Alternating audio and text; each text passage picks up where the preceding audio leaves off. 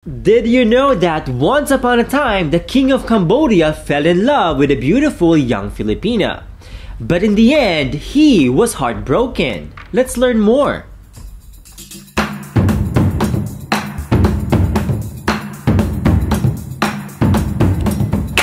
Mabuhay or in Kapampangan, luwid kayo, and in kamay, suwa saday. Welcome back to another video. It's me, Kirby Araullo, your friendly Pinoy historian. And if you like watching videos about history, culture, and everything in between, don't forget to like, share this video, comment down below, and please subscribe. So, in today's video, we'll be learning more about Cambodia's King Norodom I and his historic state visit and heartbreak in the Philippines. So, without further ado, let's begin. In 1872, the Philippines played host to the historic state visit by a foreign royal during the Spanish colonial era. It was said to be the only official state visit of a foreign king to the Philippines during Spanish colonialism, a period which spanned over 300 years, running from the initial establishment of the Philippine colony by Spain in 1565 down to the Spanish defeat in the archipelago back in 1898 as a result of the Philippine Revolution and the Spanish-American War that same year. Consequently, King Norodom of Cambodia's arrival to Manila in 1872 was truly a unique moment in Philippine political history. Today, let's learn more about why King Norodom chose to make a voyage to Spain's Asian colony. First, let us start with some context. The state visit of King Norodom has to be viewed in the light of the wider politics of Southeast Asia in the mid-19th century or the 1800s. This was a period of renewed European aggression in Asia. The British had forced the Chinese to open their ports to the sale of opium in the 1840s, while both Japan and Korea had been forced to allow Western influences into their countries after years of self-isolation from the world. And in Southeast Asia, in what is known then as Indochina, or what are now the countries of Vietnam, Cambodia, and Laos,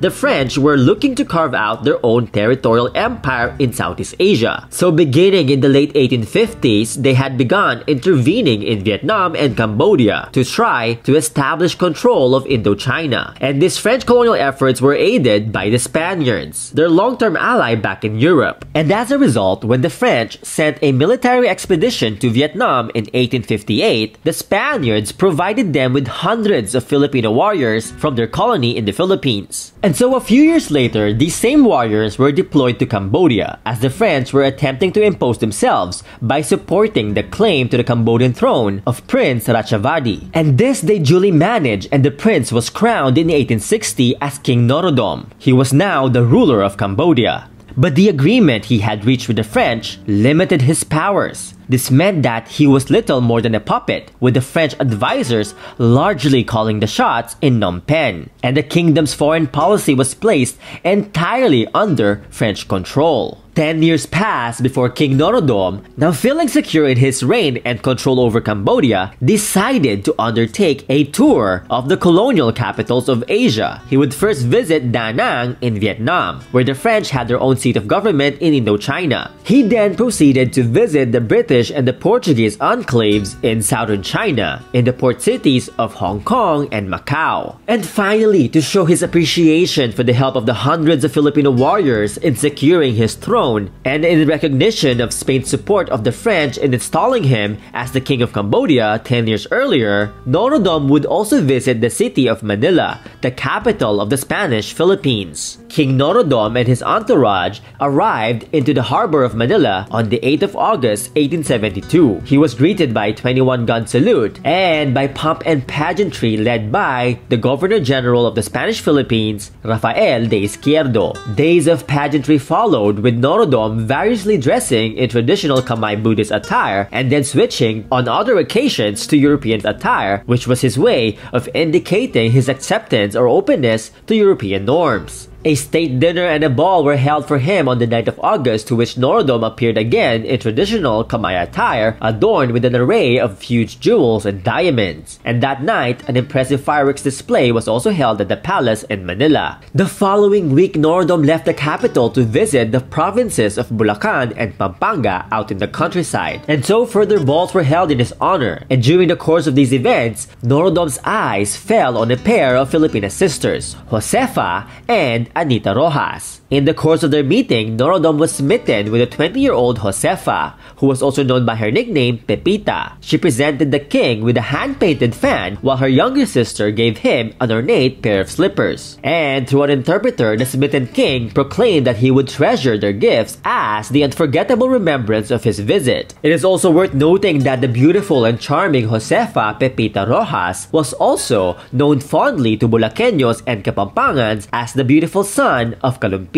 And afterwards, King Norodom decided to stay in the wealthy town of Apalit in Pampanga for a few more days. He was hoping to court and win the precious hand of Pepita, who back then lived in the nearby town of Kalumpit, Bulacan, just across the river. The Kamay king spent his vacation in the famous La Sulipena, a grand mansion built in traditional Filipino bahay na bato architecture, a scenic countryside mansion along the banks of the mighty Rio Grande de la Pampanga. King Norodom was hosted by the Arnedos of Apalit, a prominent Kapampangan clan known for the splendor and sumptuous banquets hosted in their family home of La Sulipena in Barangay Sulipan, Apalit, Pampanga. Unknown to Filipinos, including many Kapampangans themselves, Apalit was once known as the gateway to the prosperous and fertile lands of La Pampanga. And throughout centuries, La Sulipena itself hosted distinguished individuals, such as members of Japanese and European royalties, including Prince Alfred, the Duke of Edinburgh, and the Russian Grand Duke Alexis Alexandrovich. Actually, even Jose Rizal himself used to frequently visit La Sulipena. But back to King Norodom's historic state visit to the Philippines in 1872, it was actually during a grand ball, a glamorous ball in La Sulipena, where the King of Cambodia danced the night away with his beloved Bulaqueña muse. But why and how exactly did this end up in a heartbreak?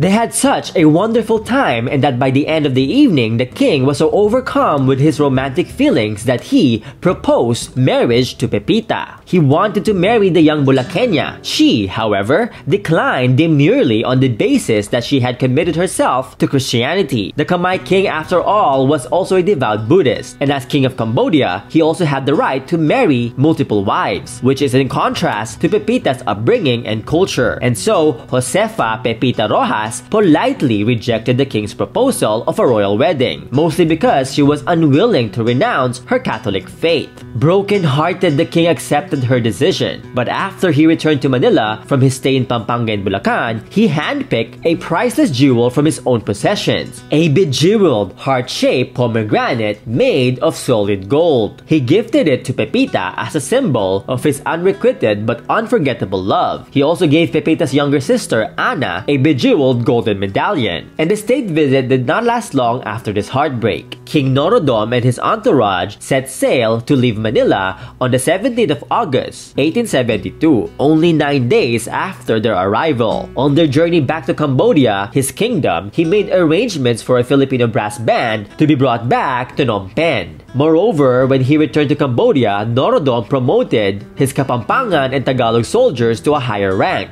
These were the same Filipino warriors who aided in securing his throne as the legitimate King of Cambodia 12 years earlier. They had remained in Indochina after the war and became part of Norodom's court. And now, after visiting the Philippines, the king promoted them as an act of appreciation towards the Filipino people. And thus ended the one and only recorded official state visit by a royal head of state to the Spanish colonial Philippines. The visit had been conducted during a period of increasing unrest in the Spanish Philippines. Filipino nationalism had been on the rise for decades. In fact, in the same year of King Norodom's visit, early on in 1872, there was actually a historic revolt happening, known as the Cavite Mutiny. It was an uprising by Filipino soldiers at the fort of San Felipe in Cavite. It was also in 1872 that the martyred Filipino priests Gomez, Burgos, and Zamora, or Gomburza, were publicly executed in Luneta. And even worse, the Governor General Izquierdo was inciting further disillusion amongst the people he governed, with his oppressive clampdown on any calls for self-determination on the archipelago. Every effort was made to cover up any signs of instability while King Norodom visited in 1872. But the unrest would eventually lead to the Philippine Revolution in the years that followed, and ultimately the liberation of the Philippines from Spanish rule in 1898 and the establishment of the First Philippine Republic, then known as the First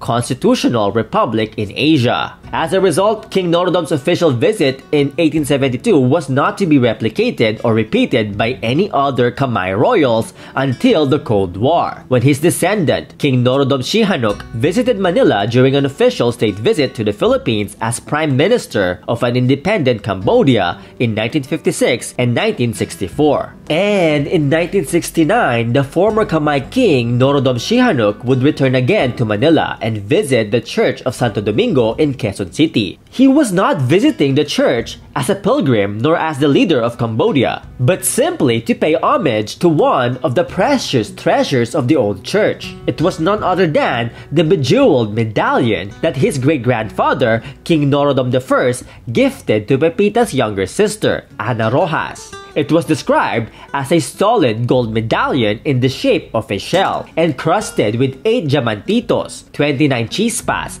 8 pearls, and 24 emeralds. And in the back, there's an engraving that says, Su Majestad el Rey de Cambodia, a la Señorita Ana Roxas, 1872, or in English, His Majesty the King of Cambodia to Miss Ana Roxas, 1872. Ana Roxas herself donated the golden medallion to the church in honor of the Nuestra Señora del Santísimo Rosario, or in English, Our Lady of the Most Holy Rosary. It was Ana's offering to the church after one of their brothers recovered from a serious illness in 1892, 2 decades after the historic state visit. Sadly, Pepita herself died unmarried in 1883, a mere 11 years since her short but sweet romance with King Norodom. The golden heart-shaped pomegranate that the king gave to his beloved Pepita was eventually stolen and never to be seen again.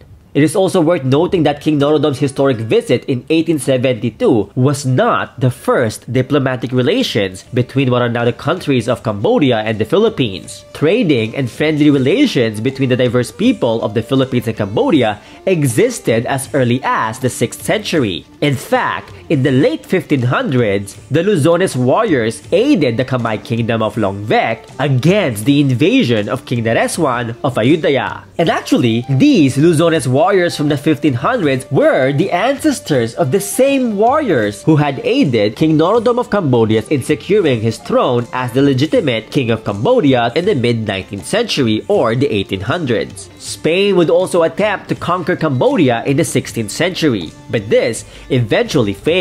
And so many today think that the histories and cultures of the Philippines has always been disconnected or isolated from the rest of our Southeast Asian neighbors. But in reality, that was never the case. As mentioned in many of my videos, the rich histories and the colorful culture and traditions of the many diverse peoples of Southeast Asia, including the Philippines, had always been intertwined. We really just need to dig deeper and learn to uplift and appreciate our interwoven roots. So if you want to learn more about our shared histories, culture, and struggles, check out my Demystifying Southeast Asia playlist here on YouTube. And that is it for me today. And as always, let me know what you think in the comments below. Like, for example, what do you think would have happened if they ended up together? Let us know what you think in the comments below. So if you like this video or learned a thing or two, share my video to a lot more people so more people can learn more about our history, culture, and everything in between. But of course, before we go, today's shoutout goes to Chanari from Cambodia, Jong from Pampanga, Duck from Vietnam, and Chatmani from Thailand. And special shoutout to my good friend Vibol, who is now an officer in Cambodia's Ministry of Interior. Congratulations Vibol, and I hope to visit you soon. And syempre, special thanks and special shoutout to my patron Carla from London. You know, this video will not be possible without the love and the support of all my patrons through the years. So maraming salamat po sa inyong lahat. And for those who want to help me make more videos like this, show your support and please be my patron or be a member of my YouTube channel. Or you can also show your support by getting copies of any of my books or coloring books or any of the merch linked down below. Maraming salamat, magsukol, terima kasih, daghang salamat, dakalpong salamat, orin kamay, or kontram. See you next time, or in Tagalog, kita-kits, and in Kapampangan, mikitix, and in kamay, lihay.